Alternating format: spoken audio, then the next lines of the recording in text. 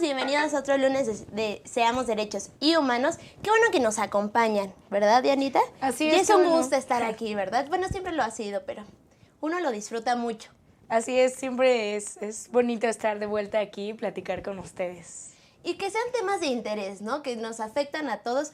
Son de interés y que sabemos que hay una cierta vulnerabilidad en cada uno de los temas que tocamos, pero también hay que ver la otra parte, o sea, cuando se está buscando que las cosas cambien o cuando vemos cómo las organizaciones en conjunto trabajan para que esto se vaya eliminando poco a poco y que esto se va a terminar con la participación ciudadana.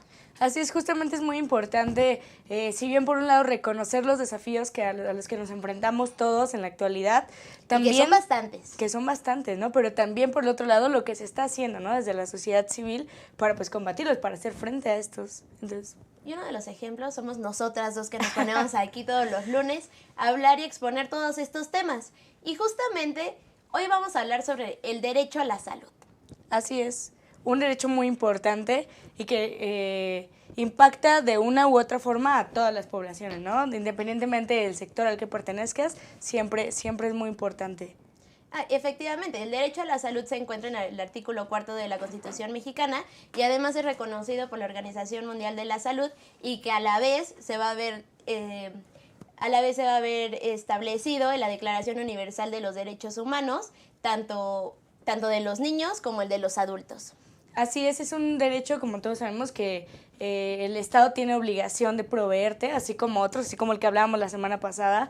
Y sin embargo, bueno, vemos varias cosillas ahí que son importantes de analizar y de visibilizar para, pues, entender un poco la realidad de lo que está pasando con respecto a la salud. Justamente, y hablar de la salud es saber que también se emana con el tema de la semana pasada, que fue el derecho a la alimentación. Si no tenemos una buena alimentación, no vamos a poder tener buena salud.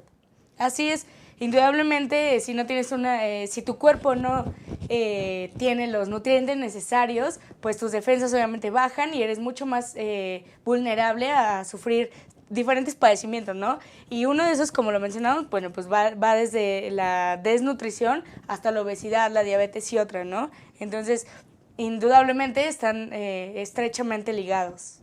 Se dice que la salud no lo es todo, pero que sin ella lo demás no es nada. Entonces, pues sí es importante de que lo hablemos y justamente para que entendamos cuál es una buena salud, tenemos un video en el que lo explica mejor. Así que, por favor, vamos a verlo.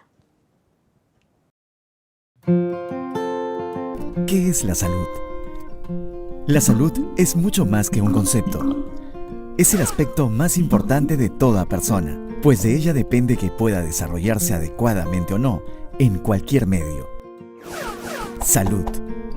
Completo estado de bienestar físico, mental y social de una persona.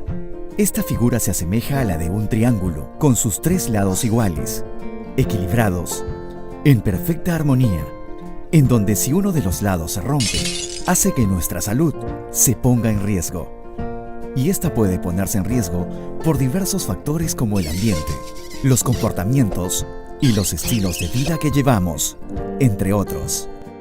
Y los estilos de vida son un aspecto importantísimo en nuestro desarrollo. Se trata de la manera cómo llevamos la vida, cómo nos alimentamos, cómo nos comportamos en los espacios que convivimos, con nuestros vecinos y con nuestra familia. Alimentarse mal, no hacer ejercicios, tener conductas de riesgo como el beber alcohol en exceso son ejemplos claros de cómo llevar un mal estilo de vida. Por ello, mientras tengamos comportamientos adecuados y un buen estilo de vida, viviremos de una mejor manera. Con el apoyo de CEDRO, FCIF y el Ministerio de Relaciones Exteriores de Finlandia. Bueno, este video, como pudimos ver, es parte de una campaña de la OMS con el gobierno finlandés y pues ya nos explicó que prácticamente la salud es cuando hay un equilibrio entre los tres factores más importantes, que es el físico, mental y el social. Así es muy importante justo que reconozcamos estas tres variables, porque pronto pensamos que salud tiene que ver nada más con lo físico, ¿no? Con afectaciones a alguna parte de nuestro cuerpo, interna o externa, pero nunca pensamos en que también tiene que ver con lo social, que se relaciona directamente con servicios de salud y todo esto, o lo mental, ¿no? Porque también hay enfermedades mentales y lamentablemente tenemos un sesgo muy importante en la atención que le damos a estas enfermedades, ¿no? De pronto pensamos que si alguien va al psicólogo, si alguien va al psiquiatra, pues es por cualquier otra cosa, lo catalogamos como loco antes de creer que es una actividad necesaria e importante para atender nuestra salud mental. Claro, porque muchas veces creemos que la salud es cuando no se tiene una discapacidad o hay una ausencia de enfermedad, pero justamente como le estás diciendo, pues es el equilibrio de estos tres factores. Y tú hace rato me estabas mencionando, por ejemplo, la ansiedad. Así es, un padecimiento muy común en la actualidad, ¿no? Debido a nuestro ritmo de vida, la ansiedad y la depresión son dos enfermedades pues que cada vez se presentan más, ¿no? Hay estudios que revelan que para 2020 aproximadamente, la Organización Mundial de la Salud me parece que hizo este estudio, para 2020 lo cataloga, hace un estudio prospectivo y al parecer va a ser la primer causa de incapacidad, obviamente para el laboral o en escuela, y también la tercera causa de enfermedades por morbilidad. Entonces, o sea, va a ser de las... Si ahorita es común, para 2020 se espera que sea mucho, mucho más común que ahora. Y decimos 2020 y realmente es que falta casi 2 años. Está a la vuelta de la esquina. Así es. Y pues prácticamente pues es eso. Y creemos que la salud siempre debe ser pues promovida por el Estado. Así es muy importante justo, por ejemplo, de pronto yo creo que cuando hablamos de ansiedad o de depresión, hay mucha gente que no lo puede reconocer, ¿no? Pues justo porque nadie nos hablan mucho de diabetes, nos hablan mucho de cáncer, que sí es muy importante, ojo, no lo perdamos de vista, pero dejamos a un lado otras enfermedades tan comunes como estas y que afectan a muchísima parte de la población, ¿no? ¿Tú por qué crees que se den estas enfermedades?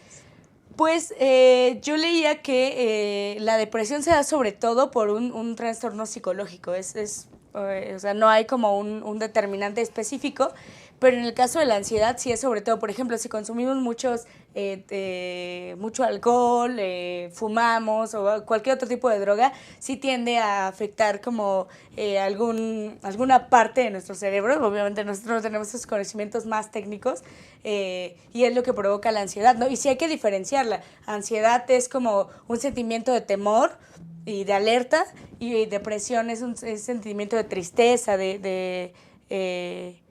pues sí, se te van las energías, ¿no? Hay que diferenciarlas, sí son diferentes justamente la ansiedad y la depresión.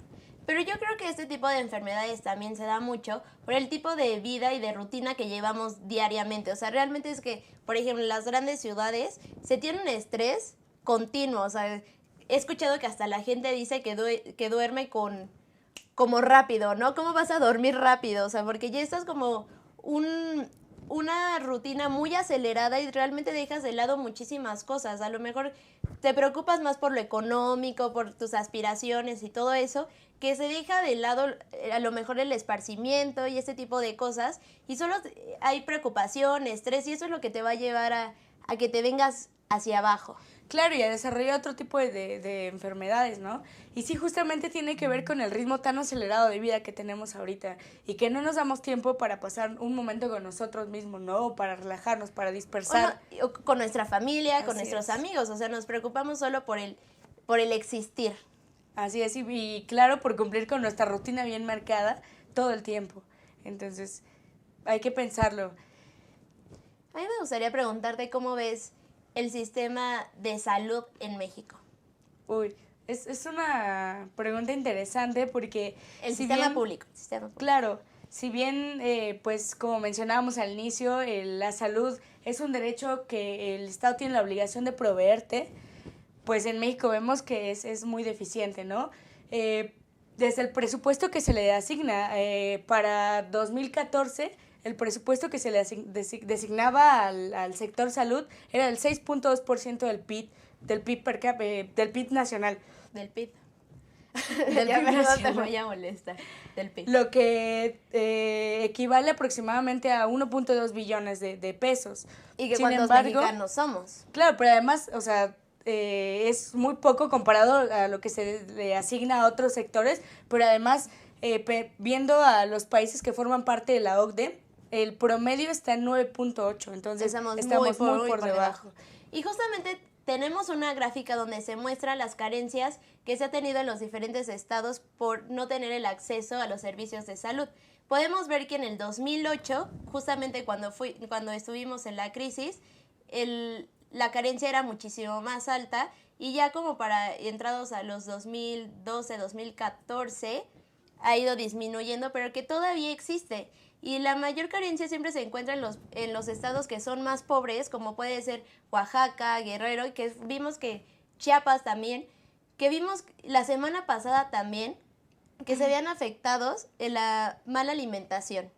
Así es, sobre todo las zonas, como tú mencionas, más pobres, y las zonas rurales es mucho más remarcado, ¿no? Sí, porque hablamos como por estado, pero realmente es que si tú vas a ver la capital, va a ser un poco menor la carencia que si te vas hacia las zonas rurales, y que no tienen ni siquiera el acceso, o ni siquiera tienen la educación de saber que pueden tener un acceso y que se van a ver asistidos por el Estado.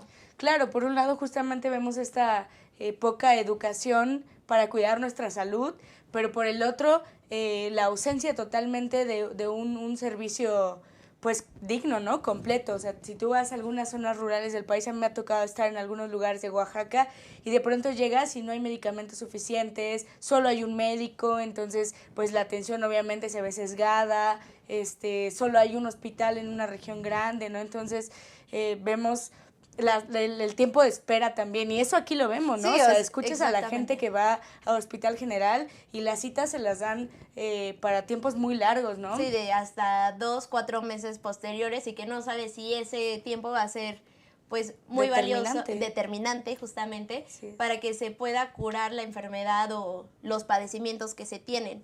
Y realmente, o sea, lo que mencionabas, a veces existen hospitales para una región muy grande, ¿no? Y a lo mejor, por ejemplo, hablar de un estado como Oaxaca, que sabemos que es muy grande, y saber que las comunidades se encuentran pues muy lejanas, entre ellas mismas, y que son muchísimas, pensar en ir a un hospital que se encuentra tal vez en la capital o en una comunidad más grande, pues hasta se pueden generar más como riesgos, porque a lo mejor si te tienes que mover tan lejos y una persona se encuentra muy mal, pues se va a afectar todavía más.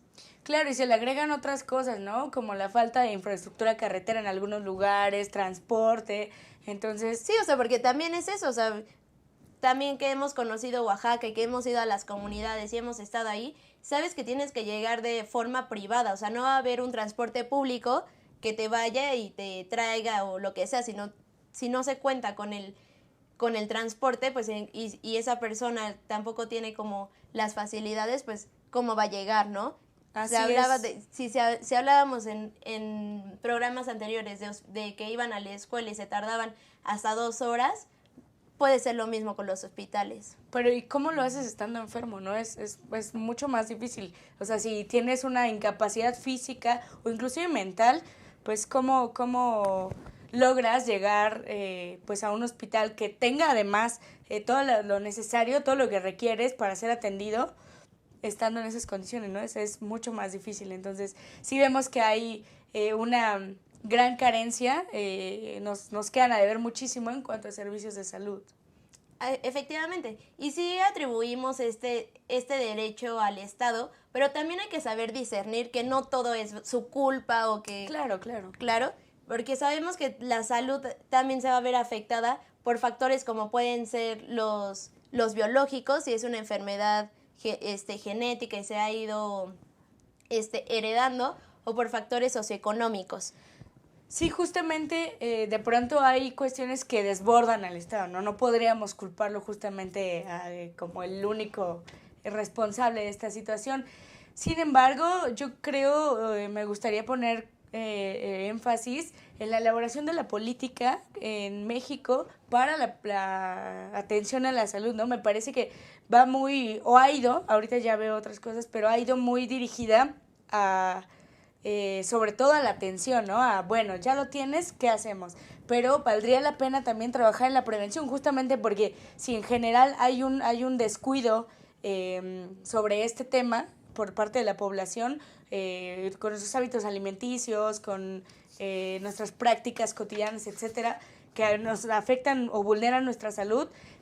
Creo importante también que trabajemos o se trabaje desde una política para la prevención, ¿no? Empezar a educarnos también. Y que justamente cuando hablamos del derecho a la salud es sumamente amplio, pero justamente como es muy amplio, el derecho a la salud se va a dividir en otros más, que se los voy a leer porque son muy largos. El derecho a un sistema de protección de la salud, como ya lo dijimos, o sea, esto se va a referir a una asistencia médica, cuando justamente, o sea, sería ideal que los estados provieran la salud a nivel nacional, pero cuando hay factores como son los biológicos o los socioeconómicos, lo que queda es dar una asistencia médica que sea capaz de que vaya disminuyendo todos los factores que van afectando a la población.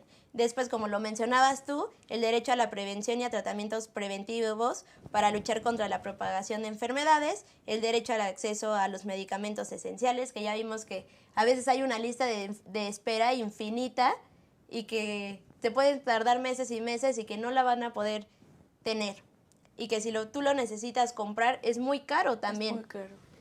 La promoción de la salud materno-infantil, perdón. Es lo que pasa, más adelante vamos a hablar, pero es lo que pasa con los medicamentos para el VIH, ¿no? Efectivamente, el derecho al acceso de los servicios de salud apropiados y por último, la educación y la concienciación sobre la salud. Prácticamente todo se emana y es una cadena infinita, pero que sabemos que si esto se lleva a cabo, pues se puede llevar a tener un nivel de vida muchísimo mejor y mucho más alto. Así es, entonces hay que tomar en cuenta pues todos estos factores que forman parte del derecho a la salud. Pero bueno, ya como ya dimos lo que es el preámbulo, lo que es el derecho a la salud, vamos a ir rápidamente a un corte comercial, pero no se vayan porque todavía tenemos muchos temas en los que queremos entrar, entonces por favor no se muevan.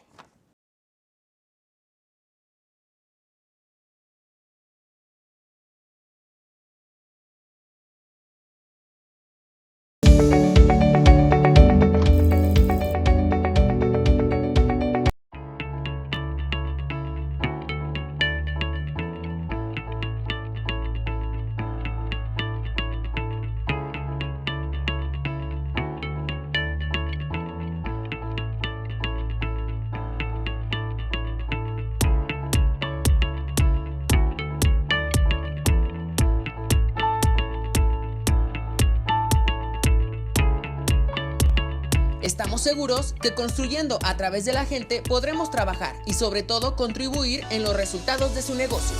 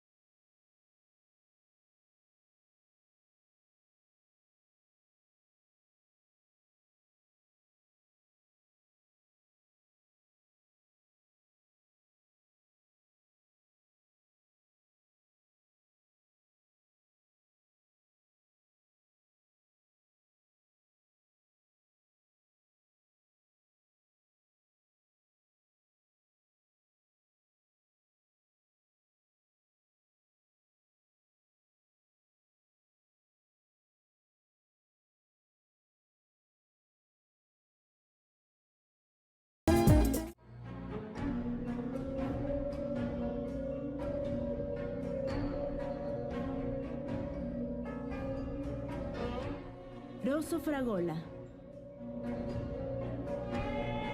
Arte en fresa que seduce tus sentidos.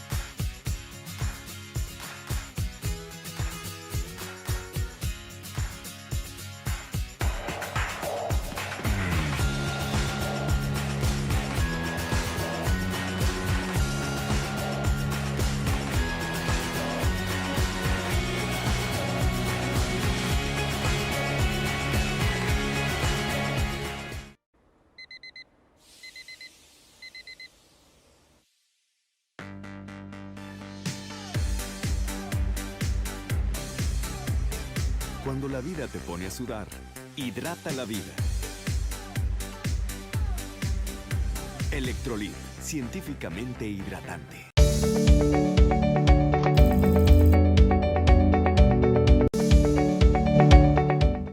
Qué bueno que nos siguen acompañando y bueno, hablar de la salud es saber que debe tener una buena calidad y que debe ser ética hacia los tipos de procesos que se llevan y debe ser aceptado también por el tipo de tradiciones y costumbres que se va a llevar a cabo en una comunidad, en una región o en el país en el que se practica.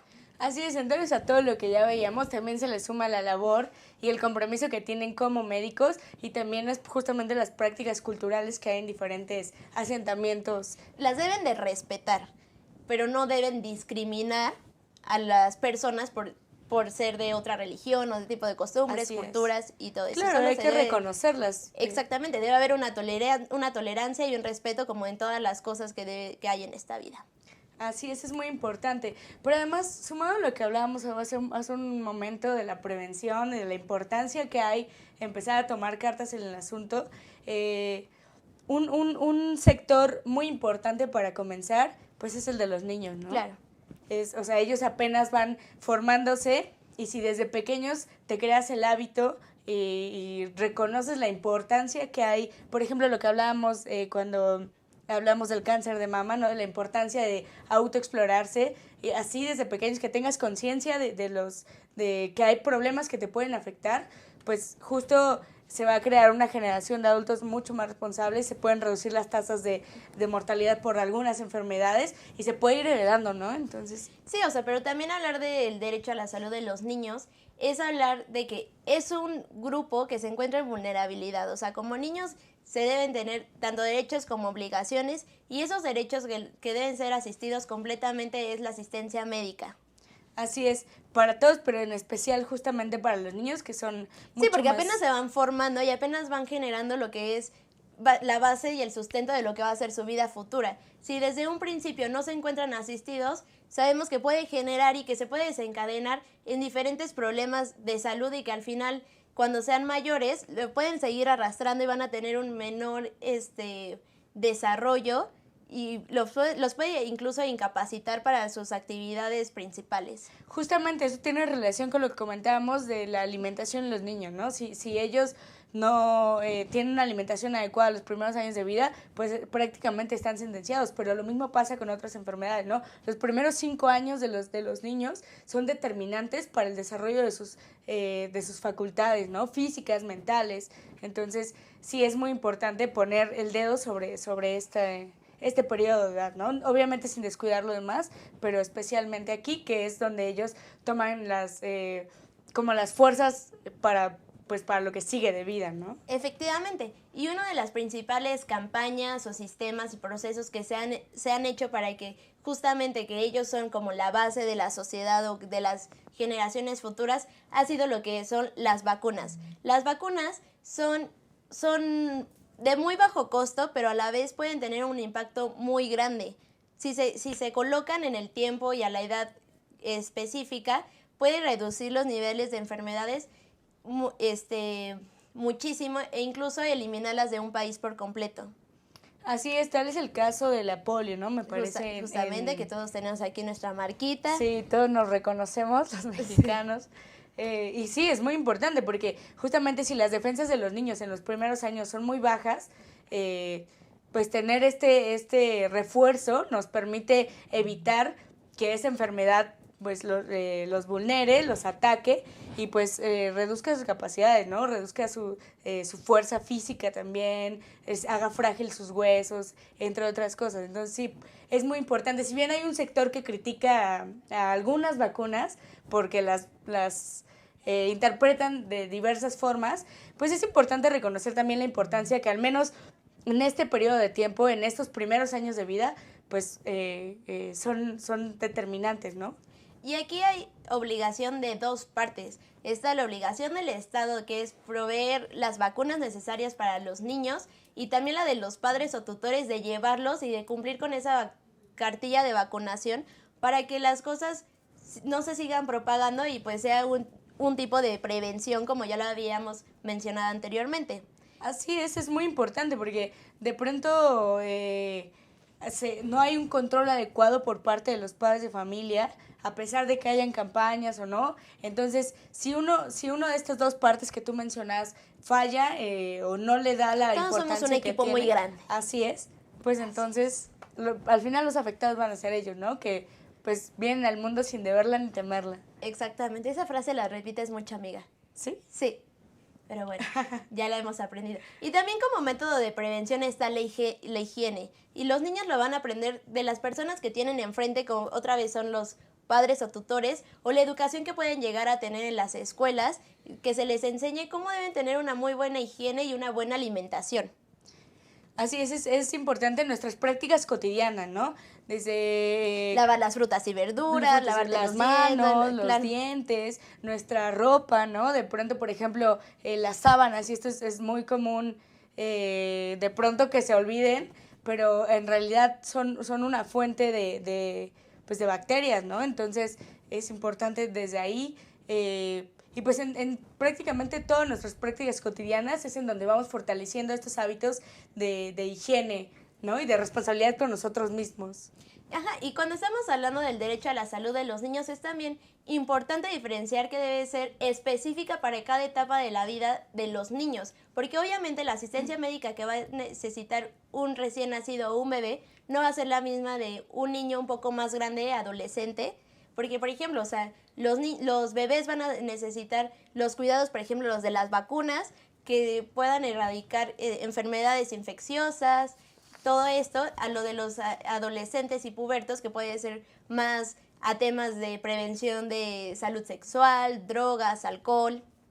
Claro, los riesgos son distintos dependiendo del momento de la vida en que nos encontremos, ¿no? Y por eso nuestras cartillas de vacunación justamente ¿La tienes completa, amiga? No sé, ni siquiera...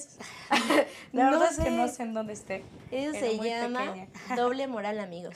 No es cierto. No, pero según yo, sí tengo como, pues las que tenía las que necesarias, tener, ¿no? Las necesarias. De ahí ya de fuera, pues quién sabe, la verdad, ¿no? Pero, o sea, justo si vemos en la cartilla, está dividido por edades, ¿no? Porque sí, justamente lo primero, pues es más de prevención, y lo segundo, sí de prevención también, pero también se tiene que adecuar a nuestros cambios hormonales, ¿no? Los cambios que el mismo cuerpo va produciendo y los cambios sociales a los que nos estamos enfrentando. Justamente, o sea, entras a otro entorno en donde ya no vas a tener las mismas curiosidades que tenías de cuando eras un poco más pequeño. Te vas a ir un poco introduciendo lo que es la vida adulta y las prácticas adultas, y pues las cosas van cambiando y te puedes afectar de diferentes formas, ya sea físico o mental. Así es, pues la realidad es mucho más amplia, ¿no? Vas creciendo y también los riesgos son mucho más amplios, ¿no? Desde algo que es tan natural a nosotros como justamente son las relaciones sexuales, que es parte del ser humano y parte de cualquier animal, hasta otras cosas, ¿no? Hasta cómo influyen el entorno en el que nos encontramos sobre nosotros, ¿no? La presión justo de los amigos para consumir bebidas alcohólicas u otro tipo de drogas, el rechazo social que nos puede producir depresión también. Y que ahí se va a ver sanado por la prevención que se tuvo que haber tenido antes. O sea, los temas nunca deben ser un tabú, sino siempre se tienen que estar hablando, pero se tiene que tener la prevención para que cada quien sea libre de manejar su cuerpo y decida las cosas como a cada quien le merezca, ¿no? Así es determinante en cualquier momento de nuestra vida, ¿no? Como podemos ver, o sea, si bien de chiquitos no es tanto nuestra responsabilidad, porque no tenemos como plena conciencia, sí hay un trabajo que nos toca a los más grandes, ¿no? A los padres de familia, para que ellos, llegado el momento en el que ya sean más independientes, pues sean capaces. Me encanta cómo te incluyes como padre de familia. No tiene hijos, amiga. Pero ella se quiere incluir porque... No dije que fuera padre de familia, pero bueno, yo trabajé con niños mucho tiempo, muchos años, ¿no? Y sí, pues los sientes como parte de tu familia también, ¿no? Y es bien bonito, los niños siempre te inyectan muchísima energía, entonces es nuestra responsabilidad también trabajar por el bien de ellos, ¿no? Y justo lo que mencionaba, para que en el momento en que ya tengan un poquito más de conciencia y puedan tomar decisiones por sí mismos, pues vayan con las herramientas necesarias, ¿no? Para que la decisión, pues, trate de ser la mejor, ¿no? Y justamente cuando estamos hablando del derecho de los niños y hablamos ya un poco de lo de los bebés, también hay que saber que el derecho de la salud es desde antes de nacer hasta que la persona muere. La asistencia médica debe de tenerla también las madres durante el proceso de embarazo, bueno, también durante toda su vida, pero ya cuando tiene como esa responsabilidad de un nuevo ser vivo, también la asistencia médica debe ser obligatoria para las madres, tanto desde que empieza el proceso de embarazo hasta que pues ya tienen al bebé y después siguen generando pues más procesos para que se siga asistiendo a la persona. Así es, y la responsabilidad que como madre también tienes desde que estás embarazada, ¿no? Porque si por alguna causa abortas, no sé, porque tuviste alguna actividad de riesgo, pues eso también ya es, sí, claro. Está penado, ¿no? Porque al final, pues es una vida, entonces no tiene nada que ver con temas de aborto legal, eso lo discutiremos en otro momento. Ya dije, ya se va a empezar a meter otro tema que no nos concierne hoy, pero bueno. Pero, o sea, sí adquieres responsabilidad como padre desde el momento en que gestas al niño, ¿no? Claro, y también los niños se encuentran también muy expuestos también a las tradiciones y costumbres de la comunidad a la que pertenecen. Y eso también se puede ver afectando su salud por las prácticas que se llevan, ya sea por rito o por tradición. Ajá, si bien por un lado vemos estas tradiciones, por ejemplo en México, ¿no? Me parece son mucho más cercanas a nosotros el uso de plantas medicinales o esta medicina a través de la herbolaria, cosas así, que quizá no es tan mal, no, o sea, quizás sí te ayuda en algunos padecimientos, en otros no tanto, pero vemos otras mucho más duras, como en la mutilación femenina, ¿no? En otros países. Claro, o sea, que nosotros tampoco nos vamos a meter en ese tema de que si está bien o si está mal, pero pues es una herencia cultural y que ha sido aceptada desde hace mucho tiempo en esas comunidades y que en ese proceso tal vez de seguir cumpliendo no se llevan a cabo las prácticas pues muy bien cuidadas, ¿no? O sea, porque sabemos que estos ritos los van a llevar los mismos de la comunidad y no van a ir con un médico que les dé una asistencia y les garanticen una buena salud. Porque, por ejemplo, en la mutilación de órganos femeninos se hace sin anestesia, se hace con lo que ya se tiene en la comunidad. A lo mejor sí esterilizan, a lo mejor queman tantito la navaja o algo, pero pues no se tiene lo necesario para llevar a cabo este tipo de operación, porque al fin y al cabo es una operación y es una mutilación. Así es, como bien dices, nosotros pues no somos jueces para juzgarlo. Para juzgar si es bueno o malo y en realidad yo creo que nadie, porque siempre depende de tu punto de enunciación, ¿no? Desde dónde te encuentras para decirlo. Pero si bien sí hay que poner atención en los cuidados sanitarios que hay de eso, ¿no? Y no solo, por ejemplo, en las mutilaciones de órganos sexuales femeninos, sino, por ejemplo, algo mucho más cotidiano, los tatuajes, por ejemplo, ¿no? Que también, si le inyectas la aguja a alguien infectado de VIH y no tienes la práctica adecuada, no la cambias y vas y tatúas a alguien más con la misma aguja, pues ¿qué es lo que pasa? Que ya transmitiste esa enfermedad, ¿no? Entonces, hay que ponerle atención a estas prácticas sanitarias, hay que cuidar y hay que exigir que sean las adecuadas, ¿no? Ajá, y retomando un poco el tema de las herencias culturales, también los niños y las niñas se van a ver afectadas porque más allá de los efectos sanitarios que puede haber en el cuerpo de las personas a las que se involucran este tipo de operaciones, también se va a ver afectado psicológicamente, ¿no? O sea, porque si no vas a tener anestesia, lo vas a hacer, te van a operar enfrente de muchísima gente. Muchas veces las niñas, sobre todo las niñas que son las que se encuentran más expuestas a este tipo de cosas, se ven afectadas psicológicamente y las dejan marcadas para siempre. Así es, y sin duda influye también, no en todos los casos, pero en tu interacción con pues el entorno, ¿no? Y además si sales de la comunidad por alguna causa, pues sin duda te deja una huella imborrable, ¿no? Entonces, y también hablando un poco de lo de las herencias culturales, también en muchos lugares se da lo que son los matrimonios forzados, consensuados e incluso infantiles, y que también eso se va a ver afectado a la salud de los niños y de las niñas. Como ya sabemos que es un equilibrio de 3 factores, los 3 se van a ver involucrados y se van a ver afectados. Así es pues una práctica muy dura, sobre todo el matrimonio infantil, ¿no? El forzado obviamente también, pero además lo que incluye el matrimonio infantil es prácticamente pues robar ¿no? La niñez, la Sí, infancia. o sea, y además mercantilizar a los seres humanos, ¿no? claro. Y cuando estás hablando, por ejemplo, de un matrimonio infantil, sabemos que son niñas que se van a ver expuestas a perder su virginidad o van a empezar a practicar relaciones sexuales desde una edad muy temprana. Y luego se va a dar un embarazo a una edad muy prematura y después el niño, pues un cuerpo de una niña no se va a encontrar listo para poder traer otro ser al mundo. Ni física ni mentalmente. Ni física ni mentalmente. Así y al final es. lo que va a quedar va a ser una niña cuidando a otro niño. Así es.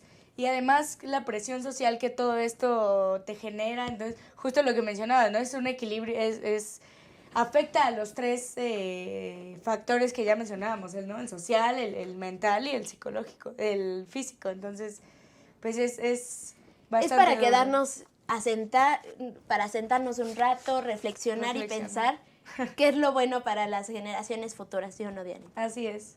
Pues nos quedamos, ¿no? Sentados a pensar un momento. rato. Mientras nos vamos a pensar un rato, ¿qué les parece si vamos a un corte comercial y nosotros nos quedamos aquí reflexionando? Así que por favor, no se vayan.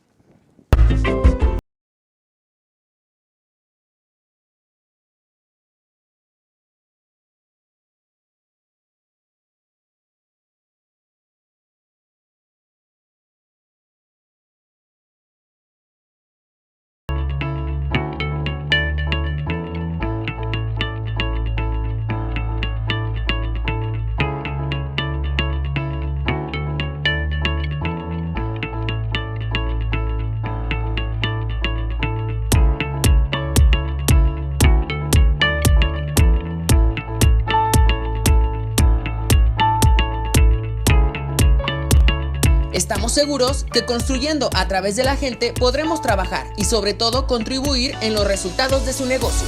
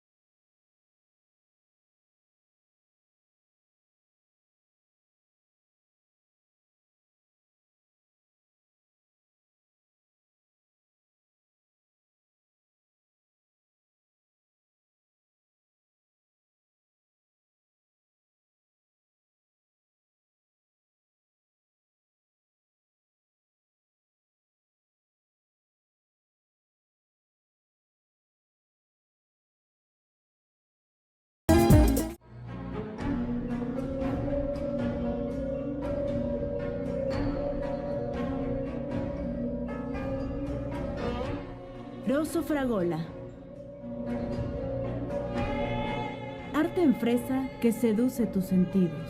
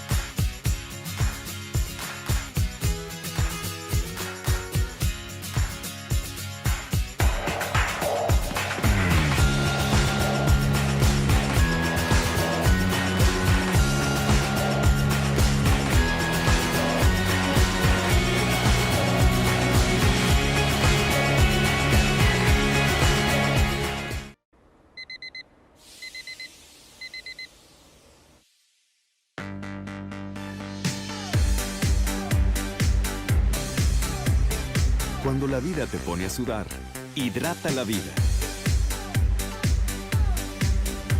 Electrolit, científicamente hidratante.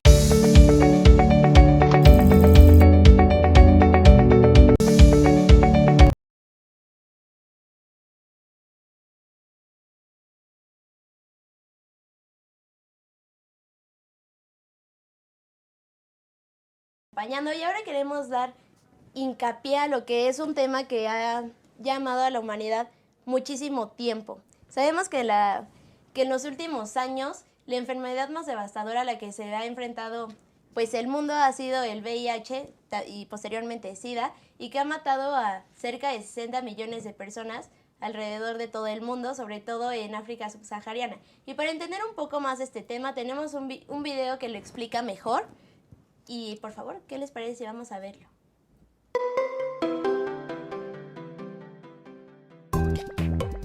VIH. Virus de inmunodeficiencia humana. El virus de inmunodeficiencia humana, o VIH, es el agente que causa la enfermedad conocida como síndrome de inmunodeficiencia adquirida, o SIDA. En otras palabras, el VIH es la causa y el SIDA es la enfermedad. El sistema inmune es el conjunto de células, tejidos y órganos que defienden el cuerpo de virus y parásitos. Se encarga de producir sustancias llamadas anticuerpos que combaten las infecciones. Generalmente, el sistema inmune mata a los virus y detiene la enfermedad. Sin embargo, el VIH ataca al sistema inmune y no es posible eliminarlo. Transmisión. El VIH se transmite de diversas maneras: por contacto sexual sin importar el género, por sangre o fluidos corporales, de madre a hijo durante el embarazo, parto o lactancia. El VIH no se transmite por el contacto. No puede infectarse al dar la mano, ni al abrazar, ni al usar el baño o beber del mismo vaso que una persona con VIH. Diagnóstico. El diagnóstico de VIH se realiza principalmente a partir de dos pruebas llamadas ELISA y Western Blot, las cuales buscan en la sangre anticuerpos que combatan a ese virus. Un resultado positivo necesita ser confirmado con un segundo estudio para poder hacer el diagnóstico de VIH. Síntomas. Cuando una persona se ha infectado por VIH, puede presentar distintos síntomas.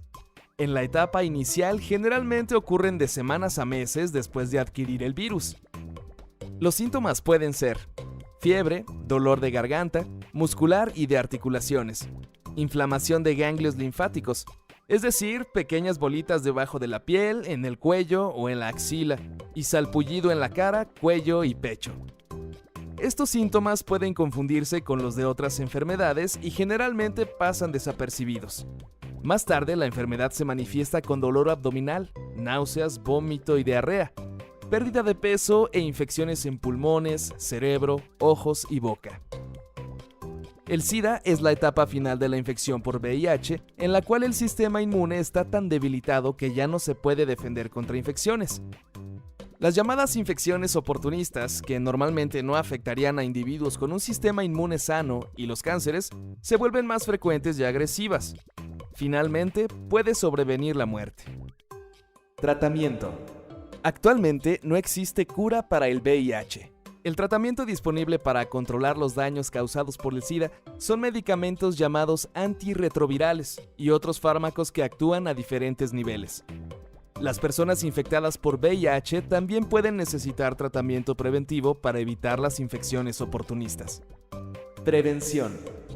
Hay diferentes acciones que puedes hacer para prevenir la infección del VIH, como usar un condón de látex cada vez que tengas sexo, utilizar solamente jeringas nuevas, usar solo tu propio rastrillo o navaja de afeitar, practicar junto con tu pareja sexual exámenes para detectar VIH. En caso de que te hayas expuesto al virus, ya sea por contacto sexual o por sangre o fluidos corporales, debes acudir de inmediato al médico y con toda confianza platicar el evento de riesgo. Si te realizas un examen para detección de VIH, recuerda que debes repetir la prueba entre 6 semanas y 6 meses después.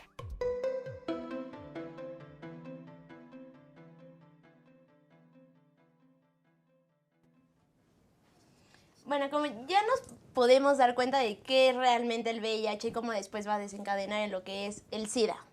Así es que además el SIDA es la fase pues más mortífera, bueno, la fase mortífera, ¿no? Para la gente.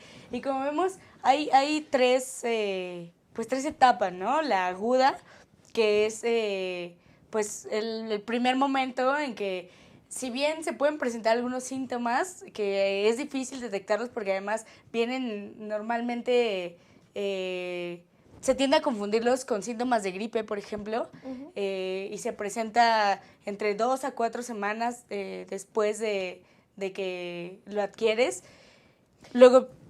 Perdón, en el video justamente te dice que cuando tú sientes que te encuentras, bueno, que tienes conciencia de que pudiste tener una práctica de riesgo, ¿no? Una práctica de riesgo, tienes que hacerte la prueba 3 meses después. Porque realmente si lo haces incluso 2 meses después de que no te va a servir de nada. A lo mejor puede que sí hay un porcentaje de probabilidad que te diga la verdad, pero lo más seguro es que te salga que no. Entonces sí es importante tener en cuenta que después de la práctica de riesgo son 3 meses completos para poder hacerte la prueba. Así es muy importante porque lamentablemente, según cifras que nos dota también la Organización Mundial de la Salud, aproximadamente 14,000 personas viven con VIH y no lo saben.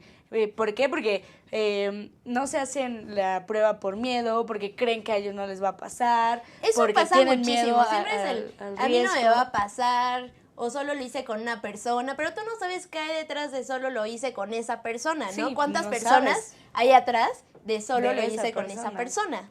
Claro, entonces es muy importante otra vez lo que mencionábamos de la prevención y la atención, porque si ya te contagiaste de VIH, pues al menos atiéndelo, ¿no? De tal forma que no pueda seguir escalando, que se mantenga en la fase, en la primera o segunda fase, que es la crónica, y de tal forma que no se desarrolle SIDA, ¿no? Que es cuando ya tu sistema inmunológico está totalmente destruido y pues te lleva a la muerte, ¿no? Prácticamente. Y que además, justamente el control no solo para que no se desarrolle el síndrome de inmunodeficiencia adquirida, sino para que ya no contagies a las demás personas con las que tienes prácticas sexuales, ¿no? Claro, o sea, si en un momento no tuviste la responsabilidad de cuidarte, es momento de que tú cuides a las demás personas. Aunque también las demás personas van a tener la responsabilidad de autocuidarse, ¿no? Pero pues también es importante que siempre haya confianza y respeto hacia el otro. Claro, y lo hablemos, ¿no? Al final... O sea, cada quien va a tener su vida sexual como ellos quieren, nadie los va a juzgar, bueno, nosotras, ¿verdad? Porque la sociedad sabemos que todavía se ve un poco afectado por esto. Pero cada quien es libre de tener las prácticas sexuales como las quiera llevar, pero simplemente aquí lo que debe preocupar es que sea de forma responsable. Así es una responsabilidad compartida, ¿no? Cuidarnos a nosotros y cuidar al otro con el que estamos compartiendo ese momento, ¿no? Y sí, lamentablemente yo veo un gran problema con los medicamentos, que es lo que mencionábamos hace rato. Para el VIH son carísimos y escasos. Entonces... Y que todo es por una patente, ¿no? Sabemos que todos los medicamentos, los retrovirales, son tan caros porque todavía se tiene una patente y no se ha podido llevar a un proceso de que sean como... No se ha liberado Ajá. A las demás. Justo es un problema en general de la industria farmacéutica, ¿no? Crear un medicamento que sabemos que ya puede atender ciertas enfermedades, pero se siguen quedando la patente para seguir controlando todo el ingreso que eso genera. Y pues es lamentable, ¿no? Porque pudiendo... Nos gana el egoísmo, amigos. De verdad es que nos gana el egoísmo. Así es. Lucramos con la salud de la gente. Bueno, nosotros no, pero... Ajá, exactamente. Se lucra con la salud de la gente y sabemos que si esto pues se quitara, la verdad es que el nivel de vida de las personas que tienen esta enfermedad pues aumentaría muchísimo y de manera muy considerable. Y que no son pocas las personas, ¿no? Cerca de 40 millones de personas en el mundo viven con VIH. Y 60 ya murieron, entonces estamos hablando de 100 millones de personas que al final se ven al afectadas. Menos, porque hay que sumarle a los que no saben. Claro. O a los que solo lo tienen y después no lo van a generar, pero que sí tienen pues otro tipo de contacto con otra persona, de los contactos que ya vimos en el video, ¿eh? No porque si les toque la manita o algo así, no. Claro, no hay que caer en prejuicios, ¿no? Que es mucho lo que pasa. En prejuicios, ¿no? Y tabús. Porque incluso se puede llevar a cabo una práctica sexual con gente que está infectada sin riesgo, siempre que tomes las precauciones adecuadas, ¿no? Y si de por sí ya es difícil este tema y esta enfermedad, tenemos que atribuirle todavía la discriminación que se lleva por tenerla, ¿no? Sabemos que todavía después de que ha habido campañas inmensas, después de muchísimo tiempo, los prejuicios siguen vigentes y la discriminación por esta enfermedad es muy grande. Se ha afectado desde los trabajos, el entorno social, y esto se va a ver afectado también a otro de los factores que vimos, que es lo de la salud, ¿no? O sea, si de por sí ya tienes una enfermedad, vas a generar otro tipo de enfermedades porque tu entorno no te está aceptando y no te está dejando desarrollarte de la manera en la que tú deberías. Claro, en la que tienes el derecho, ¿no? Pero también hay que preguntarnos por qué esos estigmas. Y al final, pues es una enfermedad pues muy común y que, bueno, no solo puede causarse a partir de una práctica sexual, sino de otras circunstancias, como ya lo comentábamos, las agujas o cosas así, de infectadas. Pero bueno, son prácticas al final, pues muy naturales, ¿no? En todos los seres humanos. Entonces, pues sí, repensemos cómo estamos interpretando estos problemas, ¿no? Ajá, y incluso tú hablando de las agujas, o sea, si tú quieres ir a hacerte un estudio médico y no tuviste el cuidado de ver que fuera una aguja nueva, pues también te vas a ver afectado. Entonces siempre va a ser importante que cuando se trate de tu cuerpo siempre seas muy responsable de lo que está pasando en su entorno. Y pues lamentablemente ya llegamos al fin de este programa. Esperemos muy rápido, se nos fue muy rápido. Es que de verdad el tema del derecho a la salud es muy extenso y pues prácticamente quisimos dar los temas que consideramos eran los más importantes, tanto para la prevención y para el cuidado de la misma. Dianita, muchas gracias por otro lunes maravilloso a tu Gracias lado. a ustedes por vernos. Y pues sí, efectivamente, muchas gracias a todos ustedes por sintonizarlos y nos vemos el siguiente lunes no va a haber, ¿verdad? No, el siguiente lunes no, se porque conmemora es la Revolución Mexicana. Sí, nos vamos a ir a descansar. Nos vemos dentro de 2 semanas, así que por favor no dejen de sintonizarnos. Les mandamos muchos besos.